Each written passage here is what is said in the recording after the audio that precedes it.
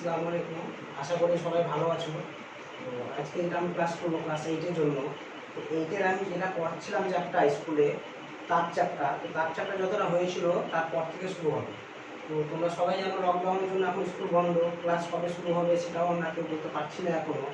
তবে আমাদের যতদূর সম্ভব অনলাইনের মাধ্যমে ক্লাসগুলো করতে হবে এবং সিলেবাসটাকে এগোতে হবে। তো মূল কথা, লকডাউনে যে ক্লাস হচ্ছে অনলাইনে সেটা বড় কথা না। যদি তোমরা এই ক্লাসগুলো ভালো করে ফলো না করো, মন দিয়ে না শোনো, তারপর বই দিয়ে ভালো করে বইটা না পড়ো, তাহলে কিন্তু আমাদের উদ্যোগ, স্কুলের উদ্যোগ সব কিছুই বেকার হয়ে যাবে। সুতরাং তোমাদেরকে ভালো করে আমাদের ক্লাসগুলো শুনতে হবে, সেই ক্লাসগুলো শুনে বই পড়তে হবে, লকডাউনের সময়টাকে কাজে লাগাতে হবে।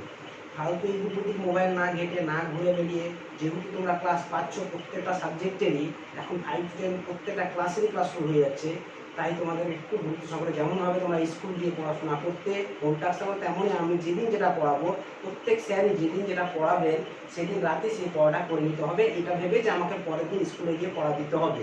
এরকম নিজে থেকে একটা ভাবতে হবে যে আমাকে পড়তেই হবে, স্কুলে যেমন আমাকে পড়া দিতে হবে, এখানে আমি না পড়া আমরা না ধরতে পারলেও পড়া তোমাদের পড়তে হবে, কারণ আলটিমেটলি তোমাদের পরীক্ষার জন্য সব কিছু হচ্ছে। তো যাই হোক, আজকে যেটা শুরু করবো সেটা হচ্ছে লিড চ্যাপ্টার চলছিল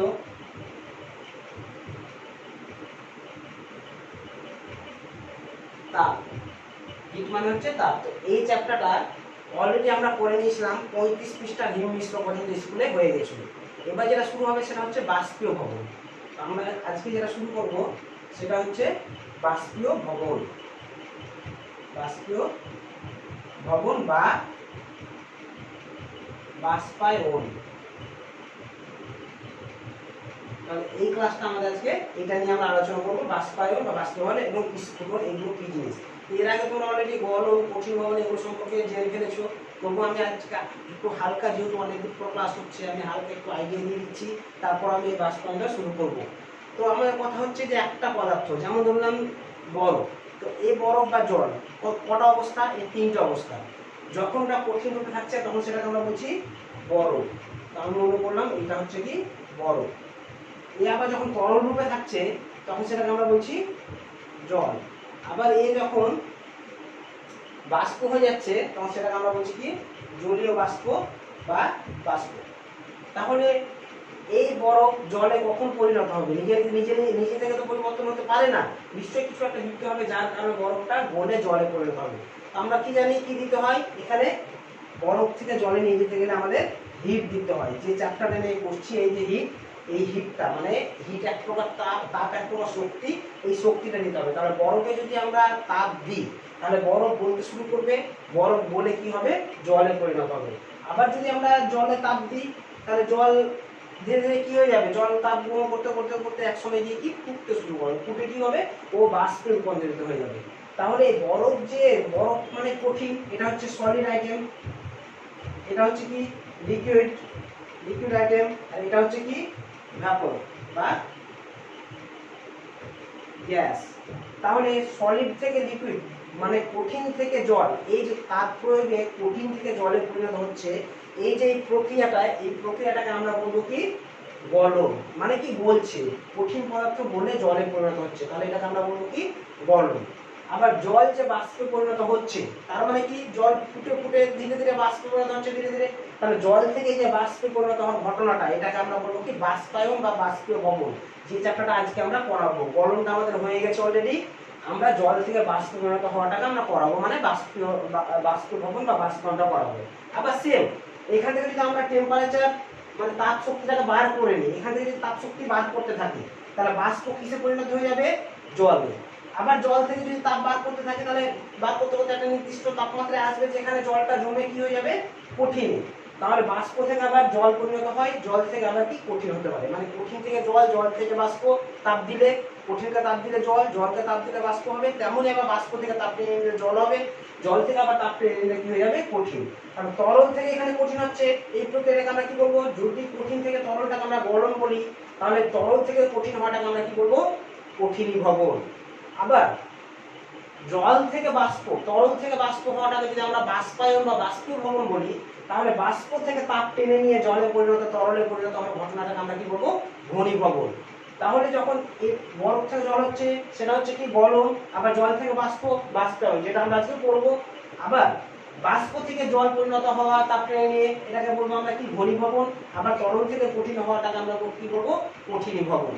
তাহলে আমরা কঠিন থেকে জল তরলে পরিণত হয় জানি বরফ। তো 1 গ্রাম বরফকে আমরা যদি 1 গ্রাম বরফ নিই, এই বরফকে যদি আমরা জলে পরিণত করতে চাই তাহলে আমাদের তাপ দিতে হবে। তার তাপটা কত দিতে হবে, এই 1 গ্রাম বরফকে যদি আমরা 80 ক্যালোরি তাপ প্রয়োগ করি তাহলে এই 1 গ্রাম বরফ গলতে শুরু করবে, গলে কি হবে 1 গ্রাম জলে পরিণত হবে। তাহলে বরফের বরফ 1 গ্রাম বরফকে 1 গ্রাম জলে যদি পরিণত করতে চাই তাহলে আমাদের কত তাপ দিতে হচ্ছে, 80 ক্যালোরি। তাহলে সুতরাং এখানে বরফের গলনের যে লিন তাপ, সেই লিন তাপের পরিমাণটা কত, 80 ক্যালোরি। লিন তাপ মানে তোমরা সংজ্ঞাটা সবাই জানো, তাই জন্য আমি চ্যাপ্টার শুরুতে যেহেতু বলে দেওয়া হয়েছে স্কুলে, তাই আমি আর বলছি না। লিন তাপ মানে একটু জেনে রাখবে যে তাপ গ্রহণ করে কোনো একটা পদার্থ তার অবস্থার পরিবর্তন করে কিন্তু তার উষ্ণতা কোনো পরিবর্তন হয় না। তার মানে এই 1 গ্রাম বরফের উষ্ণতা যদি 0 ডিগ্রি সেন্টিগ্রেড হয় তাহলে 80 ক্যালোরি তাপ গ্রহণ করে ও অবস্থার পরিবর্তন মানে কঠিন অবস্থা থেকে তরল অবস্থায় চলে যাবে, 1 গ্রাম জলে পরিণত হয়ে যাবে। তাহলে কেবলমাত্র কি হলো, কঠিন থেকে তরল মানে অবস্থার পরিবর্তন হলো। কিন্তু এই জলের উষ্ণতাও যদি আমি চেক করে দেখি আমি কত পাবো, 0 ডিগ্রি সেন্টিগ্রেডই।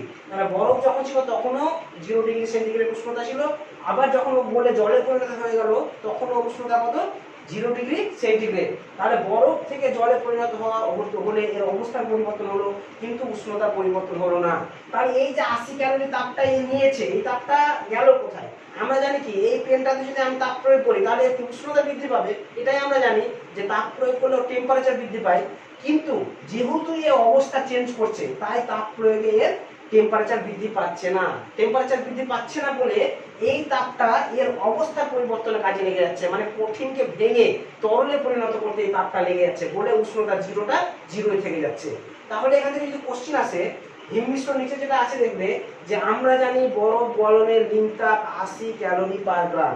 তো এখান থেকে যেটা ইম্পর্টেন্ট কোশ্চেন আছে 2 নম্বরে যে বরফ গলনের লিন তাপ 80 ক্যালোরি পার গ্রাম বলতে কি বুঝো?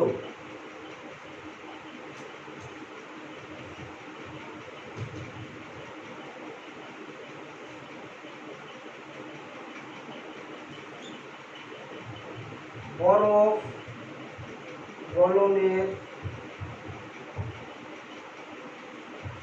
লিন তাপ 80 ক্যালোরি পার গ্রাম বলতে কি বোঝো? এইটা যদি কোশ্চেন আসে 2 নম্বরের জন্য তাহলে উত্তর কি দিতে হবে? এইটা মানে আমরা জানি বরফ গলনের লিন তাপ 80 ক্যালোরি পার গ্রাম মানে পার 1 গ্রাম, কিছু নাই মানে 80 ক্যালোরি পার 1 গ্রাম। তার মানে এটা বলতে হবে যে নির্দিষ্ট উষ্ণতা বা 0 ডিগ্রি সেন্টিগ্রেড উষ্ণতার বরফকে 0 ডিগ্রি সেন্টিগ্রেড উষ্ণতার 1 গ্রাম বরফকে 0 ডিগ্রি সেন্টিগ্রেড উষ্ণতার 1 গ্রাম আইসকে 1 গ্রাম বরফকে 0 ডিগ্রি সেন্টিগ্রেড উষ্ণতার 1 গ্রাম জলে পরিণত করতে কত তাপ লাগবে? 80 ক্যালোরি তাপ লাগবে। তাহলে যদি বলা হয় বরফ গলনের লিন তাপ 80 ক্যালোরি পার গ্রাম বলতে কি বুঝো? তাহলে আমরা কি বলবো, 0 ডিগ্রি সেন্টিগ্রেড উষ্ণতার 1 গ্রাম বরফকে 0 ডিগ্রি সেন্টিগ্রেড উষ্ণতা, কেন 0 ডিগ্রি থেকে গেল? কারণ উষ্ণতা কোনো চেঞ্জ হবে না, এখানে 0 ছিল তাহলে এখানেও 0 থাকবে। 0 ডিগ্রি সেন্টিগ্রেড উষ্ণতা কেবলমাত্র অবস্থা চেঞ্জ, 1 গ্রাম বরফ থেকে 1 গ্রাম জলে পরিণত করতে কত তাপ দিতে হবে? 80 ক্যালোরি। এটা বললে দুই পেয়ে যাবে। এটা কিন্তু প্রায় পড়ে আর ম্যাক্সিমাম ছেলেমেয়ে কিন্তু ভুল করে যে বরফ গলনের লিন তাপ 80 ক্যালোরি পার গ্রাম বলতে কি বুঝো? ওরা সিম্পলি লিখে দেয় বরফকে গলাতে 80 ক্যালোরি তাপ লাগবে বা 80 ক্যালোরি পার গ্রাম তাপ লাগবে। এরকম বললে কিন্তু হবে না, তোমাকে সুন্দরভাবে লিখতে হবে 0 ডিগ্রি সেন্টিগ্রেড উষ্ণতা 1 গ্রাম বরফকে 0 ডিগ্রি সেন্টিগ্রেড উষ্ণতা 1 গ্রাম জলে পরিণত করতে 80 ক্যালোরি তাপ লাগবে। 80 ক্যালোরি পার গ্রাম তাপ না, লিন তাপের একক ক্যালোরি পার গ্রাম। কিন্তু যেহেতু শুধু তাপের কথা বলছি তো তাপ এক শক্তি, তাপের একক আমরা জানি ক্যালোরি। হয়ে গেল। এবার তাহলে আমরা শুরু করব বাষ্পায়ন বা বাষ্পীভবন।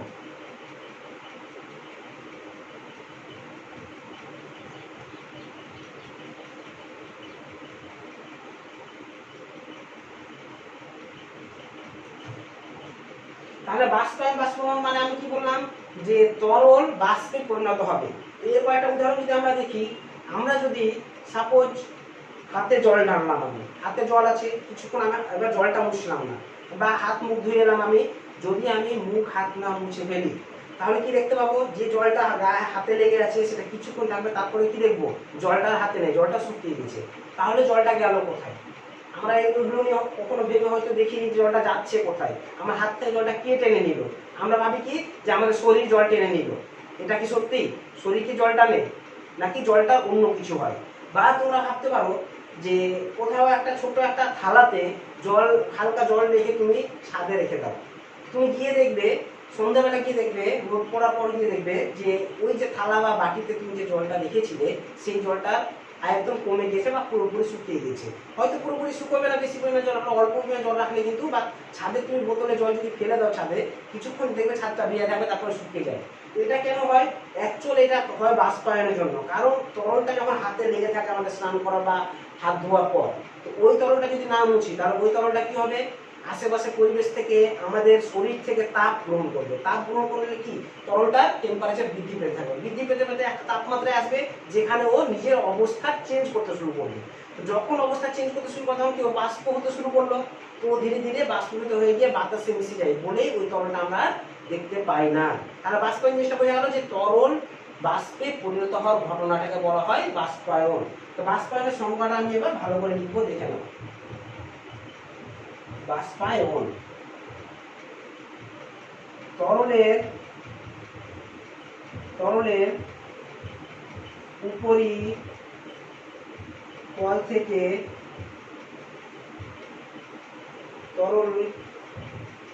তরলের বাষ্পে পরিণত হওয়ার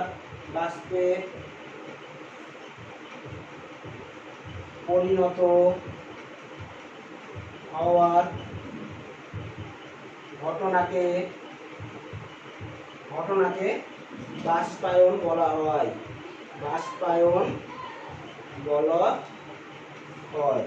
তাহলে বাষ্পায়ন সংজ্ঞাটা কি একদম সহজ। তরলের উপরিতল, তরল বাষ্প কোথা থেকে হবে? উপরিতল থেকে হবে।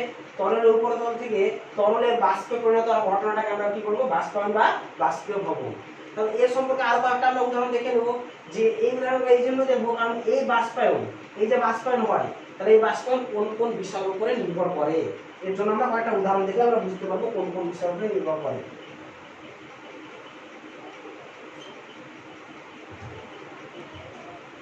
বাষ্পায়ন কোন বিষয়ের উপর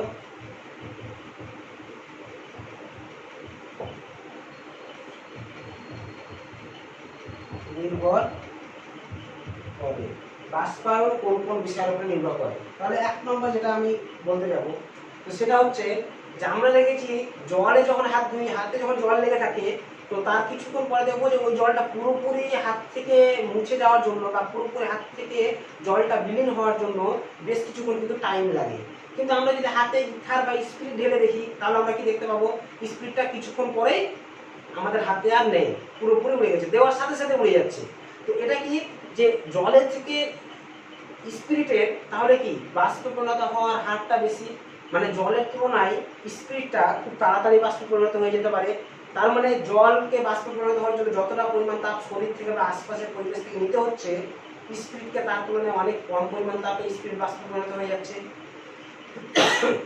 তো স্পিরিট হচ্ছে কি একটা উদ্বায়ী পদার্থ। তাহলে আমরা বুঝতে পারলাম কি যে সেম হাতে এক জায়গায় জল আর এক জায়গায় স্পিরিট যদি ফেলি, তাহলে কোনটা আগে বাষ্পে পরিণত হয়ে যাবে, জল না স্পিরিট? অবশ্যই স্পিরিট, কারণ স্পিরিট কম তাপে তাড়াতাড়ি বাষ্পে পরিণত হয়ে যায়, যার জন্য স্পিরিটকে বলা হয় কি উদ্বায়ী পদার্থ। যে সমস্ত পদার্থ খুব অল্প তাপে দ্রুত হারে বাষ্পে পরিণত হয়ে যায় তাদেরকে আমরা বলবো কি উদ্বায়ী পদার্থ। তাহলে এখানে আমরা কি জানতে পারলাম, স্পিরিটটা হচ্ছে কি উদ্বায়ী পদার্থ। তাহলে জল বাষ্প হতে একরকম টাইম লাগছে, আবার স্পিরিট বাষ্প হতে একরকম টাইম লাগছে। আবার আমরা যদি ডাইথাইলইথার রাখি, অ্যালকোহল রাখি বা তেল রাখি, ওদের বাষ্প হতে আর এক রকমের টাইম লাগবে। তার মানে আমি বুঝতে পারছি যে বিভিন্ন পদার্থে বিভিন্ন তরলের বাষ্পে পরিণত হতে গেলে বিভিন্ন সময় লাগছে এবং বিভিন্ন পরিমাণ তাপ দিতে হচ্ছে। তাহলে তরলের প্রকৃতির উপরে বাষ্পায়নটা নির্ভর করে। তাহলে স্পিরিটে যেহেতু বাষ্পীভবনের হার বেশি, স্পিরিটের প্রকৃতি আলাদা, আবার তরলের জলের প্রকৃতি আলাদা, তাহলে এক নম্বর কারণ নির্ভর করছে তরলের প্রকৃতির উপর। বোঝা গেল, তরলের প্রকৃতির উপর বাষ্পায়ন নির্ভর করে। জলের বাষ্পায়নের হার অপেক্ষাকৃত স্পিরিটে বাষ্পায়নের হার তুলনায় কম। নেক্সট হচ্ছে দুটো বিছানার চাদর নিয়ে দুটোকে ভিজালাম, জলে ডোবালাম, জলে ডুবিয়ে দুটো একই সাইজের বিছানার চাদরকে নিয়ে দুটোকে জলে ডুবিয়ে দুটোকে পাশাপাশি আমরা মেলে দিলাম। একটা কি করলাম 3 ভাঁজ করে আমরা শুকোতে দিলাম, আর একটা কি করলাম কোনো না ভাঁজ করে বিনা ভাঁজে শুকোতে দিলাম। তাহলে আমরা দেখতে পাবো কি কোন চাদরটা আগে বেশি শুকিয়েছে। নিশ্চয় যেটা আমরা বিনা ভাঁজে দিয়েছি শুকোতে সেটা আগে শুকোবে, যেটাতে 3-4টা ভাঁজ করেছি সেটা কি হবে দেরিতে শুকোবে।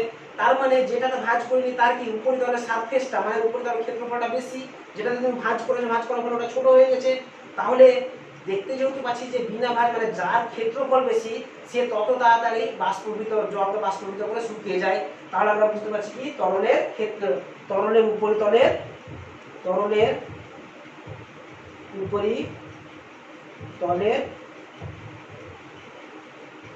ক্ষেত্রফলের উপর তরলের প্রকৃতির উপর করবে, আর একটা কাজ করবে তরলের উপরিতলের ক্ষেত্রফলের উপর। তার মানে যদি ভাঁজ করে ছোট করে দাও, ক্ষেত্রফল কমিয়ে দাও, তাহলে ওর বাষ্পায়ন ধীরে ধীরে হবে, ফলে ওকে শুকোতে কি হবে বেশি টাইম লাগবে। আর যদি ওকে বিনা ভাঁজে রাখো, ওর উপরিতলের সারফেস যত বাড়াবে ও তত দ্রুত বাষ্পীভূত করবে জলটাকে, তত তাড়াতাড়ি ও শুকিয়ে যাবে। তাছাড়াও আরো বিভিন্ন বিষয় আছে, যেমন 3 নম্বর বিষয় বলতে পারি আমরা যে তরলের উপরে বায়ু চলাচল কতটা করছে। যত দ্রুত পুকুরের উপরে যত দ্রুত বায়ু চলাচল করবে তত দ্রুত ওর জলগুলো বাষ্পীভূত হতে থাকবে। তার মানে তরলের উপস্থিত বায়ু চলাচলের উপর নির্ভর করে, ওটা লিখছি না শোনা বইয়ে আছে। তারপরে আরো বলতে পারি উষ্ণতার উপরে, যে তরলের উষ্ণতা যত বেশি হবে সেই তরলের বাষ্পায়ন তত দ্রুত হবে। তাহলে এই সমস্ত বিষয়ের উপরে নির্ভর করে। আর একবার বিষয়গুলো বলে দিচ্ছি। 1 নম্বর হচ্ছে তরলের প্রকৃতির উপর, মানে জল একরকম ভাবে বাষ্পীভূত হবে, তার থেকে দ্রুত হবে স্পিড। তাহলে বিভিন্ন তরল বিভিন্ন হারে বাষ্পীভূত হয়। 2 নম্বর হচ্ছে তরলের উপরিতলের ক্ষেত্রফল উপরে, মানে কোন তরলের ক্ষেত্রফল যত বড় হবে তরল বাষ্পীভূত তত তাড়াতাড়ি হবে। যেমন বাটিতে জল রাখলে যত তাড়াতাড়ি জলটা বাষ্পীভূত হবে, তার তুলনায় যদি থালাতে বেশি সারফেসে জলটা রাখি তাহলে সেই জলটা তার চেয়ে বেশি হারে বাষ্পীভূত হবে। তাছাড়া কি তরলের উপর অবস্থিত বায়ু চলাচলের উপর নির্ভর করে। বায়ু চলাচল যত বেশি হবে তরলের বাষ্পীভবনের হার কি হবে তত বেশি হবে। তাহলে এই সমস্ত বিষয়গুলো আমাদের বাষ্পায়নের জন্য দায়ী। এবার এখান থেকে একটা আমাদের কোশ্চেন আছে, সেই কোশ্চেনগুলো করতে হবে।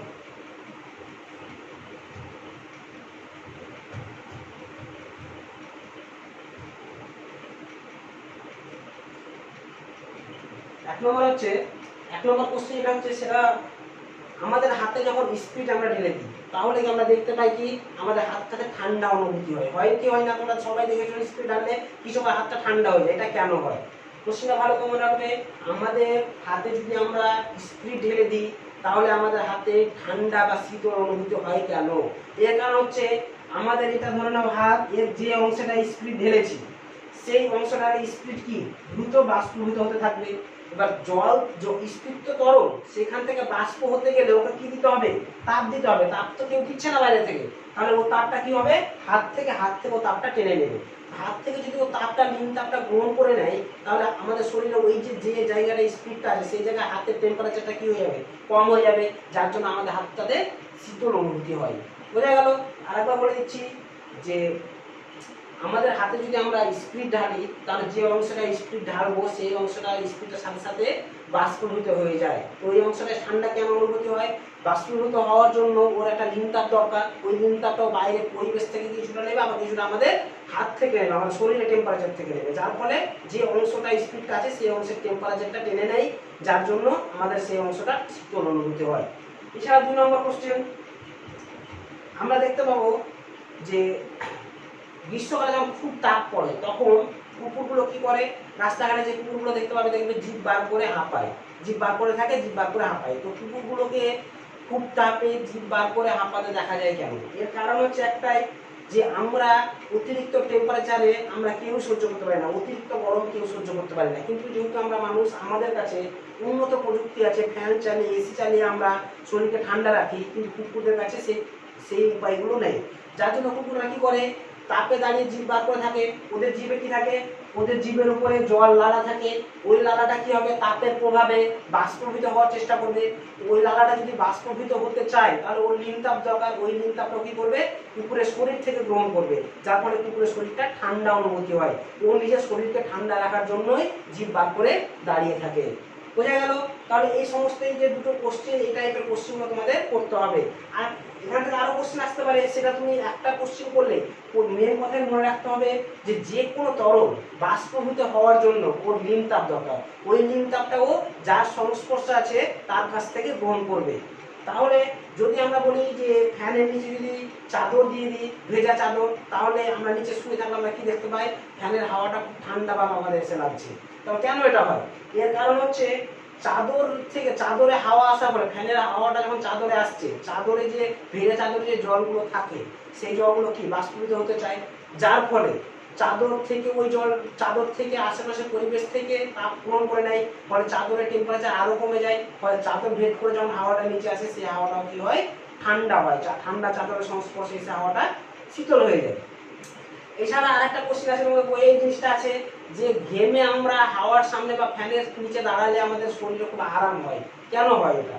এর কারণ হচ্ছে আমরা যখন ঘেমে থাকি আমাদের শরীরে জল থাকে, তো যখন আমরা ফ্যানের নিচে থাকি, আমি বলেছিলাম বাষ্পায়ন বাতাসের উপর, বায়ু চলাচলের উপরে নির্ভর করে। যখন হাওয়ার নিচে দাঁড়াচ্ছি, দ্রুত বাতাসের হাওয়া চলাচলের ফলে, বাতাস চলাচলের ফলে আমাদের শরীর যে ঘাম, যে জলটা, সেটা বাষ্পীভূত হতে চায়। তো সেই জলটা যদি বাষ্পীভূত হতে চায় তাহলে ও লিনতাপ দরকার। তো লিনতাপটা আমাদের গ্রহণ করবে আমাদের শরীর থেকে, যার ফলে আমাদের শরীরটা বেশ ঠান্ডা লাগে এবং আমাদেরকে আরাম অনুভূত হয়। তো এই সমস্ত কারণ প্রত্যেকটা এই টাইপের যাই কোশ্চেন আসুক তোমরা এইভাবেই অ্যান্সার করতে পারবে একটা লিনতাপের সংজ্ঞা অনুযায়ী। যেমন যদি বলে যে মাটির যে কলসি থাকে, সেই কলসিতে যদি আমরা জল রাখি তাহলে সেই জলটা ঠান্ডা লাগে। গরমের দিনে দেখবে যাদের বাড়িতে ফ্রিজ নেই তারা ম্যাক্সিমাম কি করে মাটির কলসিতে জল রাখে। অনেক দোকানে দেখতে পাবে মাটির কলসিতে জল, সেই জলটা খেতে কিন্তু খুব ঠান্ডা লাগে। কিসের জন্য লাগে? কারণ মাটির কলসিতে যখন তুমি জল রাখছো, তো ওই কলসিতে কি ছিদ্র ছিদ্র ফুটো আছে, তো সেই ফুটো দিয়ে ওই জলটা বাষ্পীভূত হতে চাইবে। তো বাষ্পীভূত যখন হতে চাইবে তখন ওর একটা লিনতাপ দরকার, সেই লিনতাপটা কোথা থেকে ও নেবে? কলসি থেকে নেবে, যার ফলে কলসির যে গাটা, কলসিটা কি ঠান্ডা অবস্থা থাকবে, তো সেই ঠান্ডা কলসিতে যে জলটা থাকবে সেটাও তো ঠান্ডা থাকবে। তাহলে এই সমস্ত কোশ্চেনগুলো এখান থেকে আসতে পারে বাষ্পীভবন থেকে। ঠিক আছে? তাহলে এই আমাদের বইয়ে যতটা আছে বাষ্পীভবন বাষ্পভবন সেটুকু আলোচনা করলাম, কিছু বাইরে জিনিস করলাম। এখান থেকে তোমাদের কোনো কোশ্চেন থাকলে তোমরা যখন আমি ক্লাসটা ছাড়বো তারপরে যখন তোমরা ক্লাসটা দেখবে তারপরে আমাকে কমেন্টে জানাবে, আমি ভয়েস মেসেজে গ্রুপে উত্তরগুলো শেয়ার করে দেবো। যার যেখানে বুঝতে পারবে যে স্যার আমি এই জায়গাটা বুঝতে পারলাম না, বা এটা কেন হয়, ওটা কেন হয়, আর তোমরা ওরকম আমি কোশ্চেন করবে। যেহেতু তোমরা প্রথম ক্লাস করছো, তোমাদের ক্লাস শুরু হয়নি, 10-এর ছেলেরা আমি এরা ক্লাস করে, ওরা কোশ্চেন করে, সেরকম তোমরা গ্রুপে কোশ্চেন করবে স্যার বাষ্পীভবন এটা কেন হয়, ওটা কেন হয়। আমি ওখানে উত্তর যতটা পারবো দেওয়ার চেষ্টা করবো। তাহলে এবার যেটা করবো আমরা স্ফুটন।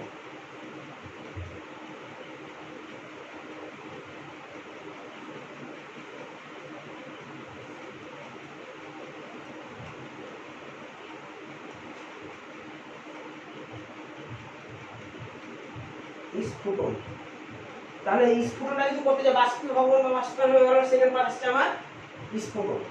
তাহলে কোনো একটা হাঁড়িতে, ভাতের হাঁড়িতে যখন জল দেওয়া থাকে শুধু, তখন তারপরে ওই হাঁড়িটাকে উনুনের উপরে বসিয়ে যখন তাপ প্রয়োগ করি, তো ধরে নাও এটা একটা আমার হাঁড়ি, এখানে কি আছে, জল আছে, এই উনুনে বসিয়ে কি করছি, তাপ দিচ্ছি। তো এইখানে যদি তাপটা প্রয়োগ করি, তাহলে এই তাপটা প্রয়োগ করার ফলে আমরা কিছুক্ষণ পরে কি দেখি যে এইখানকার জলটা টকবক করে ফুটছে এবং জলের মধ্যে উত্থাল পাথাল রয়েছে, এবং কিছুক্ষণ পরে দেখবো জলটা দ্রুত হারে বাষ্পীভূত হতে শুরু করেছে এবং জলের তলটা কি ধীরে ধীরে নিচে নামছে, বাষ্পীভূত হয়ে যাচ্ছে, বাতাসে মিশে যাচ্ছে, যার ফলে জল তলটা কমে যাচ্ছে। তাহলে এই যে জলের ফুটন শুরু হচ্ছে, স্ফুটন, এটা কিন্তু যে কোনো তাপমাত্রায় হয় না। যেমন জলের ক্ষেত্রে তাপ বাড়াচ্ছি, প্রথমে জলের উষ্ণতা যখন জলটাকে আমরা নিয়ে রাখলাম, তখন যখন হিট দিইনি তখন জলের উষ্ণতা কত থাকবে, যেটা পরিবেশের উষ্ণতা, আজকের উষ্ণতা যদি 30 ডিগ্রি থাকে তাহলে জলের উষ্ণতা কত থাকবে, 30 ডিগ্রি। কিন্তু এই অবস্থায় জলটা স্ফুটন শুরু হবে না, এই অবস্থায় বাষ্পীভবন হবে খুব মন্থর প্রক্রিয়া। বাষ্পীভবন কিন্তু খুব মন্থর প্রক্রিয়া, মন্থর মানে খুব ধীর গতিতে। তুমি বাটিতে জল রেখে দিয়ে 1 ঘন্টা পরে এসে দেখতে পাবে না যে বাটি জলটা পুরো বাষ্পীভূত হয়ে গেছে, ধীরে ধীরে হবে, কিছুটা পরিমাণ কমবে। কিন্তু যদি এখানে আমরা তাপ প্রয়োগ করতে থাকি 31 ডিগ্রি থেকে বাড়তে বাড়তে আমরা জানি জলের স্ফুটনাঙ্ক হচ্ছে 100 ডিগ্রি। তো যখন ওই 100 ডিগ্রিতে চলে আসবে তখন জলটা পুরোপুরি ফুটতে শুরু করবে এবং এর পুরোপুরি হারে বাষ্পে পরিণত হতে শুরু করবে। তারপরে তুমি যতই তাপ বাড়াও না কেন কি হবে, এ তরল থেকে বাষ্প হতে শুরু করবে, কিন্তু এই তরলের টেম্পারেচার বাড়বে না। এই তরলের টেম্পারেচার কত থাকবে, 100ই থাকবে। কতক্ষণ পর্যন্ত থাকবে, যতক্ষণ না পর্যন্ত পুরো তরলটা বাষ্পে পরিণত হচ্ছে। বোঝা গেল? তাহলে স্ফুটনের সংজ্ঞা কি, কোনো একটা তরলকে তাপ প্রয়োগ করতে করতে ওর যদি স্ফুটনাঙ্কে বা একটা নির্দিষ্ট তাপমাত্রায় পৌঁছানো যায় তাহলে ওই তরল টকবক করে ফুটতে থাকে এবং দ্রুত হারে বাষ্পে পরিণত হতে শুরু করে। এই প্রক্রিয়াটাকে বলা হয় কি, স্ফুটন। সংজ্ঞাটা আরেকবার শুনে নাও। কোনো একটা তরলকে যদি তাপ প্রয়োগ করতে থাকি তাহলে ওই তাপমাত্রা বাড়তে বাড়তে এমন একটি নির্দিষ্ট তাপমাত্রায় পৌঁছায় যে তাপমাত্রা পর ওটা দ্রুত হারে বাষ্পে পরিণত হতে শুরু করে এবং টকবক করে ফুটতে শুরু করে। সেই তাপমাত্রা সেই প্রক্রিয়াটাকে বলা হয় কি, স্ফুটন। এবার জানতে হবে স্ফুটনাঙ্ক কি। স্ফুটনাঙ্ক, তাহলে আমি বললাম কি, তরলের তাপমাত্রা বাড়াতে বাড়াতে একটা নির্দিষ্ট তাপমাত্রায় ও বাষ্পে পরিণত হতে শুরু করে, এই প্রক্রিয়াটাকে স্ফুটন বলছি। বা নির্দিষ্ট তাপমাত্রায় ফুটতে শুরু করে, এই প্রক্রিয়াটাকে যদি স্ফুটন বলি। তাহলে যে নির্দিষ্ট তাপমাত্রায় কোনো একটা তরল ফুটতে শুরু করে বা স্ফুটন শুরু হয়ে যায় সেই নির্দিষ্ট তাপমাত্রাটাকে বলা হয় কি, স্ফুটন। যেমন জলের 100 ডিগ্রি সেন্টিগ্রেড হচ্ছে জলের স্ফুটনাঙ্ক কত, স্ফুটনাঙ্ক হচ্ছে কত, 100 ডিগ্রি সেন্টিগ্রেড। তার মানে জলকে তাপ দিতে দিতে দিতে দিতে জলের তাপমাত্রা যখন যত তাপ দিব তত তাপমাত্রা বাড়বে। জলের তাপমাত্রা যখন 100 ডিগ্রি সেন্টিগ্রেড হয়ে যাবে তখন জলটা ফুটতে শুরু করবে। তাহলে এটা জলের স্ফুটনাঙ্ক কত হচ্ছে, 100 ডিগ্রি সেন্টিগ্রেড। তাহলে স্ফুটনাঙ্ক সঙ্গে কি বলবো, যে তাপমাত্রায় কোনো একটা তরলের স্ফুটন প্রক্রিয়া শুরু হয় বা আরম্ভ হয় সেই তাপমাত্রাটাকে কি বলবো আমরা, ওই তরলের স্ফুটনাঙ্ক। বোঝা গেল?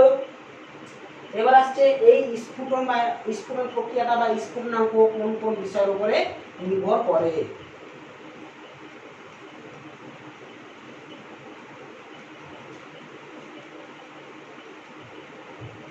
স্ফুটনাঙ্ক কোন কোন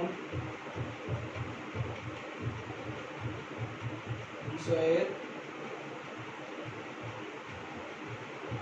উপর নির্ভর করে। তাহলে স্ফুটনাঙ্ক কার কার কোন কোন বিষয় নির্ভর, প্রথমে যেটা আমাদের মাথায় আসে যে তরলের প্রকৃতির উপরে। কারণ আমরা যদি দেখি জলের স্ফুটনাঙ্ক 100 ডিগ্রি মানে যে কোনো তরলের, তেলের, পেট্রোলিয়ামের, ডিজেলের, পারদের, অ্যালকোহলের যে কোনো কিছুর স্ফুটনাঙ্ক 100 ডিগ্রি হবে সেরকম কিন্তু না। প্রত্যেক তরলের আলাদা আলাদা স্ফুটনাঙ্ক হয়। জলের যেমন 100 ডিগ্রি সেন্টিগ্রেড, তেমনি ডাইইথাইল মাত্র 35 ডিগ্রি সেন্টিগ্রেড, তেমনি পারদের 256 ডিগ্রি সেন্টিগ্রেড। তো বিভিন্ন তরলে বিভিন্ন রকম স্ফুটনাঙ্ক। সুতরাং তরলের প্রকৃতির উপরে, যেমন বাষ্পায়ন তরলের প্রকৃতির উপর নির্ভর করে, বিভিন্ন তরলের ক্ষেত্রে বাষ্পায়নের হার বিভিন্ন, তেমনি স্ফুটন বা স্ফুটনাঙ্ক তরলের প্রকৃতির উপর নির্ভর করে। 1 নম্বর হচ্ছে কি, তরলের প্রকৃতির উপর। প্রকৃতির উপর মানে অ্যাকচুয়াল কি, কোন তরল কিরকম উপাদান। জল যেমন H2O, পেট্রোলিয়াম সেরকম আলাদা, ডিজেল সেরকম আলাদা উপাদান দিয়ে তৈরি। তাহলে এক এক তরলের প্রকৃতি এক এক রকম, সুতরাং এক এক তরলের স্ফুটনাঙ্ক এক এক রকমের হবে। 2 নম্বর হচ্ছে তরলের সাথে কোনো অল্প দ্রব্য মিশ্রিত থাকলে। তরলের সাথে কোনো অল্প দ্রব্য মিশ্রিত থাকলে, আর তরলের সাথে যদি কোনো অপদ্রব্য মিশিয়ে দিই তাহলে এর স্ফুটনাঙ্ক চেঞ্জ হয়, হয় বেড়ে যেতে পারে আবার কমে যেতে পারে। যেমন আমরা একটা উদাহরণ দিয়ে দেখে গেলে বুঝতে পেরে যাবো। তো আমরা জানি জল একটা তরল, জলের স্ফুটনাঙ্ক কত, 100 ডিগ্রি সেন্টিগ্রেড। কিন্তু এই জলের সাথে যদি আমরা কিছুটা পরিমাণে নুন মিশিয়ে দিই তাহলে এই জলের স্ফুটনাঙ্ক কি হয়ে যাবে, বেড়ে যাবে। তার মানে জলের স্ফুটনাঙ্ক 100 থেকে বেড়ে যাবে, 105ও হতে পারে, 110ও হতে পারে। তাহলে জলের সাথে নুন মিশিয়ে দিই, জলের স্ফুটনাঙ্ক বেড়ে যাচ্ছে। তার মানে ওকে ফুটতে বেশি পরিমাণে তাপ দরকার, বেশি পরিমাণে তাপমাত্রা হওয়া দরকার ওকে ফোটার জন্য। তাহলে তরলের সাথে কোনো অপদ্রব্য মানে জলের সাথে যদি নুন মিশিয়ে দিই তাহলে জলের স্ফুটনাঙ্ক কি হয়ে যাবে, বেড়ে যাবে। ওই জন্য তোমরা হয়তো বাড়িতে দেখেছো, তোমার বাড়িতে রান্না করতে এরকম অনেক সময় যে আলু যখন সিদ্ধ করা হয়, আলুর সাথে আমরা কি করি, আলু যখন ডুবিয়ে সিদ্ধ করি তখন কিছুটা পরিমাণে লবণ ছিটিয়ে দিই। লবণ ছিটিয়ে দেওয়া হয় কেন? যাতে আলুটা তাড়াতাড়ি সিদ্ধ হয়। অ্যাকচুয়াল বিষয়টা কি হয়, যে হাঁড়িতে যখন জল আছে তো এই জলটা কি হতো 100 ডিগ্রি সেন্টিগ্রেডে ফুটতে শুরু করতো, কিন্তু এর সাথে ফলে আলুটা কি, এই যে আলুটা আছে তো এই আলুটা কত ডিগ্রি টেম্পারেচার পেত 100 ডিগ্রি। এবার যখন এর সাথে আমি নুন মিশিয়ে দিলাম, যখন আমি নুন অ্যাড করে দিলাম তাহলে এর স্পুনের বেড়ে আমি মনে করলাম কত হয়ে গেল 110 ডিগ্রি। কারণ এই জলটাকে ফুটতে কত ডিগ্রি টেম্পারেচার লাগবে 110 ডিগ্রি। মানে এই অবস্থায় এই জলটা যখন ফুটবে তখন এর মধ্যে কত ডিগ্রি টেম্পারেচার থাকবে 110 ডিগ্রি। প্রথমে কি 100 ডিগ্রি, যখনই ফুটতে শুরু করবে যতই তুমি এখান থেকে তাপ দাও উষ্ণতা কি আর বৃদ্ধি পাবে? পাবে না।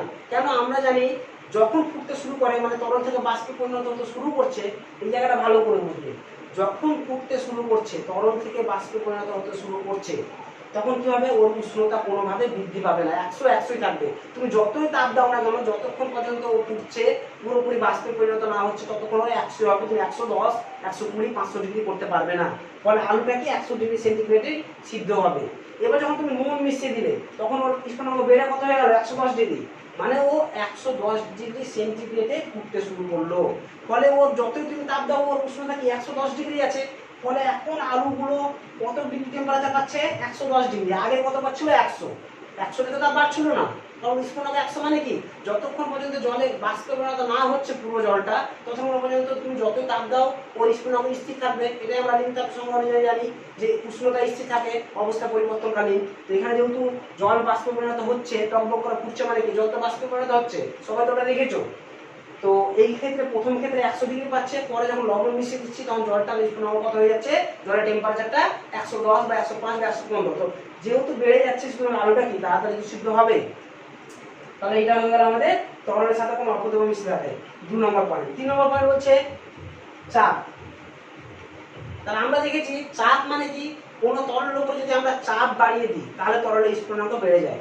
যেমন কোনো একটা তরকারি বা মাংস কিছু একটা রান্না করছি, তার উপরে যদি আমরা ঢাকনা না দিয়ে রাখি তাহলে আমাদের সিদ্ধ হতে লেট হয়। তো যখনই আমরা তার উপরে একটা চাপা দিয়ে দিই ঢাকনা দিয়ে তখন কি হয়ে যায়, ওটা খুব তাড়াতাড়ি সিদ্ধ হয়ে যায়। ওটা কিসের জন্য?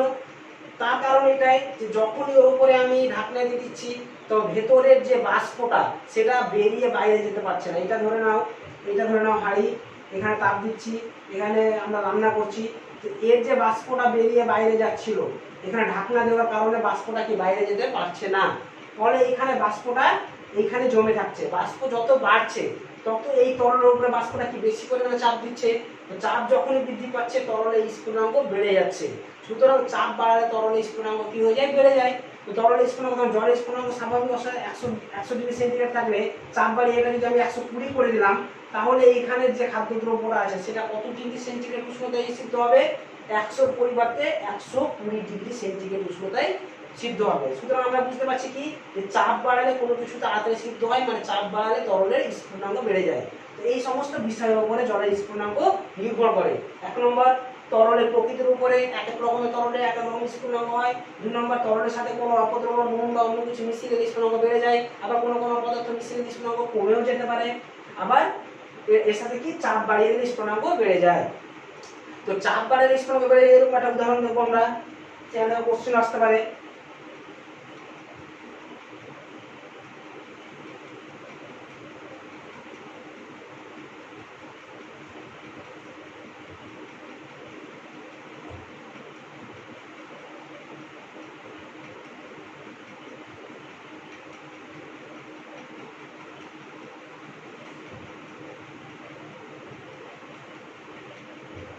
চাপ বাড়ালে স্ফুটনাঙ্ক বেড়ে যায় তার একটা উদাহরণ, বা বলতে কোশ্চেন এরকম আসতে পারে যে চাপ বাড়ালে স্ফুটনাঙ্ক বেড়ে যায় একটি উদাহরণ লেখো, বা এরকম আসতে পারে প্রেসার কুকারে তাড়াতাড়ি খাদ্যদ্রব্য তাড়াতাড়ি সিদ্ধ হয়ে যায় কেন। আমরা তো সবাই দেখেছি প্রেসার কুকারে খুব তাড়াতাড়ি সিদ্ধ হয়। এর একটাই কারণ, প্রথম প্রশ্নটার উত্তর হচ্ছে কি, যে চাপ বাড়ালে স্ফুটনাঙ্ক বেড়ে যায় এরকম একটা ব্যবহারিক উদাহরণ আমরা দেখি প্রেসার কুকারে কোনো কিছু যখন সিদ্ধ করি। তো প্রেসার কুকারে কি হয়, এর উপরে ঢাকনা থাকে, তো এই ঢাকনাটা দিয়ে অতিরিক্ত চাপ প্রয়োগ করা হয় নিচে। তো এখানে চাপ প্রয়োগ করার ফলে জলের উষ্ণতা এমনি সময় 100 ডিগ্রি সেন্টিগ্রেড স্ফুটনাঙ্ক থাকলে প্রেসার কুকারে যখন সিদ্ধ করি তখন জলের স্ফুটনাঙ্ক বেড়ে গিয়ে চাপ বাড়ার ফলে কি আমরা জানি চাপের সাথে স্ফুটনাঙ্কের সরল সম্পর্ক, চাপ যত বাড়াবো স্ফুটনাঙ্ক তত বাড়তে থাকবে। প্রেসার কুকারের মধ্যে চাপ যেহেতু বেশি থাকে সুতরাং জলের স্ফুটনাঙ্ক কোথায় হয়ে যায় 120 ডিগ্রি সেন্টিগ্রেডে। ফলে প্রেসার কুকারের মধ্যে ভাত চাল যাই খাদ্যদ্রব্য আছে সেটা কত ডিগ্রিতে সিদ্ধ হয় 100 পরিবর্তে 120 ডিগ্রিতে। হাঁড়িতে তুমি করলে সেটা ম্যাক্সিমাম 100তে করতে পারতে, কারণ জলের স্ফুটনাঙ্ক 100 ডিগ্রি, কিন্তু সেই স্ফুটনাঙ্কটা বাড়িয়ে আমি 120 করে দিয়েছি, যার ফলে প্রেসার কুকারে করলে 120 ডিগ্রিতে। এবার এখানে যে জলটা আছে সে তার টেম্পারেচার যদি 120 ডিগ্রি থাকে, তাহলে 100 ডিগ্রির তুলনায় 120 ডিগ্রি কি বেশি, সুতরাং এই ক্ষেত্রে খাদ্যদ্রব্যটা খুব তাড়াতাড়ি সেদ্ধ হয়ে যাবে।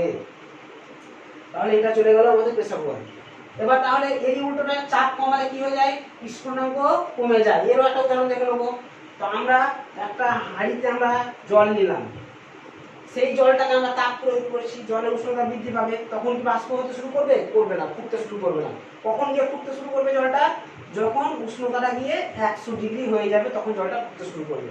তা আমরা তাপ দিতে দিতে 100 ডিগ্রি হতে দেবো না, যখন 90 ডিগ্রি, যখন এর উষ্ণতা 100 ডিগ্রির কাছাকাছি তখন তো ফুটতে শুরু করবে না। তো যখন 90 বা 95 ডিগ্রি, তখন আমরা একটা ইনজেকশন নেবো। ইনজেকশন নিয়ে তার সামনের দিকে সুইচটা খুলে দিয়ে ওই ইনজেকশনটা জলে ডুবিয়ে এই পিস্টনটা পেছনের দিকে টানি, তাহলে ওই জলটাকে ইনজেকশনের মধ্যে প্রবেশ করবে। এবার ওই জলটা আমি নিয়ে নিলাম।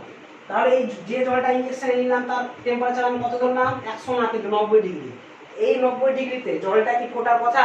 জলটাকে বাষ্পীভূত হওয়ার কথা?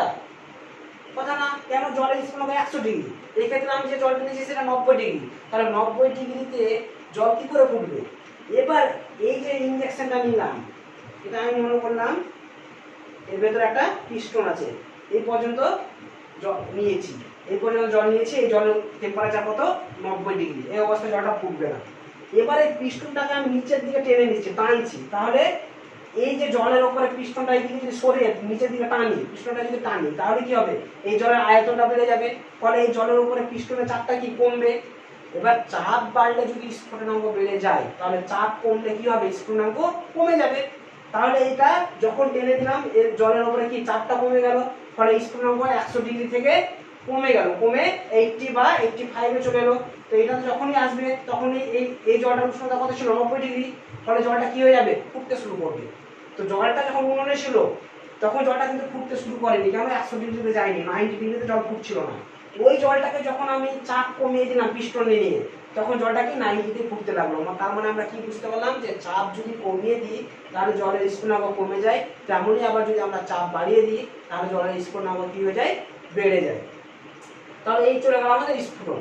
এবার স্ফুটনের আমরা জানি জলের স্ফুটন মানে জলকে যদি আমরা বাষ্পে পরিণত করতে যাই তাহলে আমাদের কত ডিগ্রি তাপ দিতে হয়, কত ক্যালোরি তাপ দিতে হয়? 100 ডিগ্রি সেন্টিগ্রেড উষ্ণতায় জল বাষ্প হয়। তাহলে এই যে 100 ডিগ্রি সেন্টিগ্রেড, এটা তো স্থির থাকবে জল বাষ্পে, তাহলে জল বাষ্পীভূত হওয়ার জন্য ওকে একটা তাপ লাগবে, লিন তাপ। সেই লিন তাপটার পরিমাণ কত? 537 ক্যালোরি পার গ্রাম।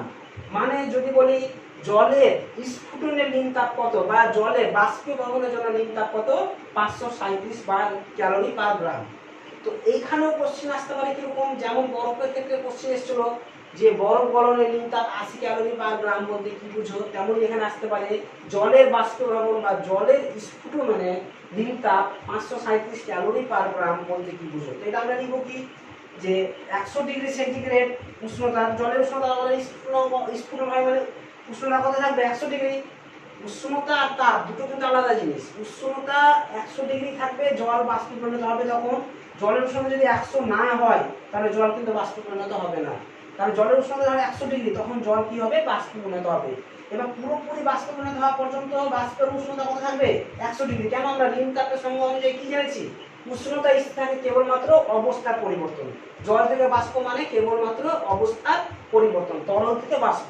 তাহলে এইখান থেকে এটা পরিণত হওয়ার জন্য কত তাপ দিতে হচ্ছে? যেহেতু উষ্ণতা স্থির, 537 ক্যালোরি পার গ্রাম লিন তাপ দিতে হচ্ছে। তাহলে এটাকে আমি যদি বলি, কোশ্চেন আসে জলের স্ফুটনের লিন তাপ 537 ক্যালোরি পার গ্রাম বলতে কি বুঝো?